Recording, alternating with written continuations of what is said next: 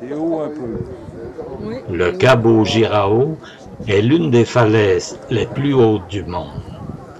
Du belvédère qui surplombe la falaise, on jouit d'une vue étendue sur la côte et nous éprouvons une sorte de vertige.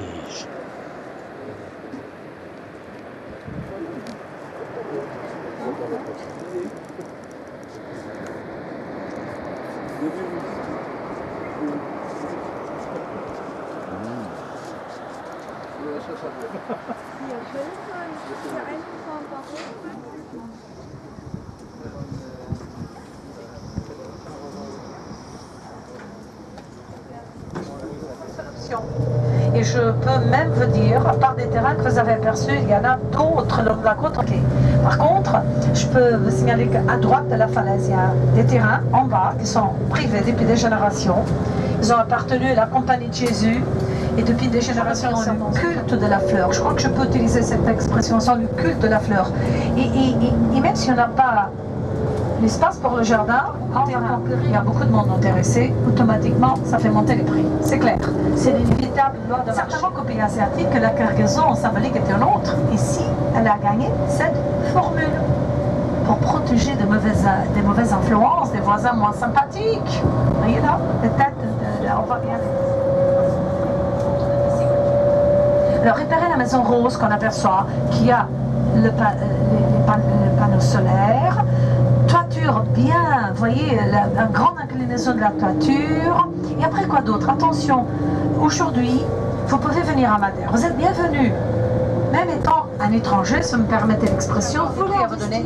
Mais pour le moment, je vais passer cette information pour plus tard. On continue notre descente dans la mer, les structures métalliques. Et on commence déjà à produire pour le marché portugais. Par la qualité, en comparaison avec celle qu'on importe au Portugal, les nôtres gagnent la préférence. Ils sont vraiment très très bonnes chères. Si vous aimez le poisson, il est adorable. Alors, le petit village tout discret, mais les petits paniers, les esplanades pour ceux qui veulent prendre un petit café. Et là, vous allez noter un fortin circulaire. C'est il y a aussi un tout petit point de vente de fruits, de légumes des gens de pays. Là, il y a des toilettes publiques. Si vous avez la moindre difficulté d'entrefer, vous demandez toilette, les gens comprennent. Toilette, je veux faire pipi. On dit ça aussi en portugais. Chichi. Oui, c'est ça. Non, mais c'est vrai, c'est comme ça qu'on dit. Vous allez dire, Célia, on va pas dire ça, mais dites, osez communiquer avec les indigènes. Oh, vous allez faire. C'est voilà, en sortant, si vous voulez, vous prenez le pont, vous visitez l'église, et sortant de l'église, vous sortez à droite, vous contournez à droite, et voilà. Et vous serez là. Le front de mer avec les palmiers, c'est sur la gauche aussi. Mesdames et messieurs, j'ai pratiquement dit ça.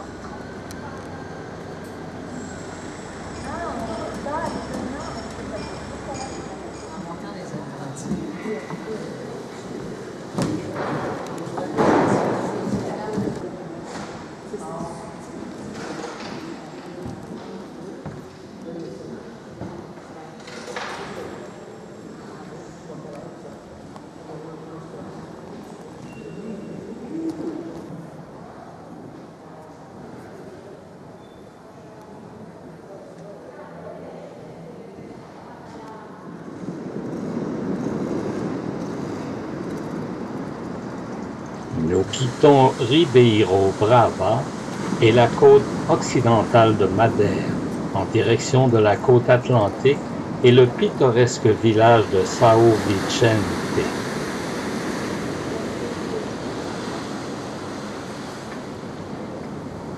Nous allons traverser le village de Serra de Aguia et le pic La Boca de Ancumeada.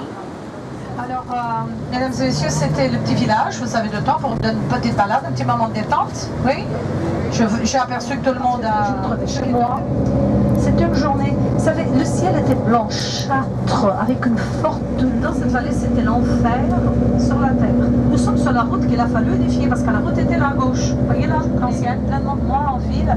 Toute l'avenue parallèle au bord de la mer, on était hier, elle était. On avait l'impression le lendemain que rien avait passé, parce que le ciel était bleu, le soleil. Là, je reviens avec l'altitude moyenne la plus élevée. C'est pour cette raison qu'on monte, on descend, on tourne tout le temps, on arrive à la fin de la journée, on croit qu'on a fait énormément de kilomètres, quand en réalité on ne fait pas autant que ça.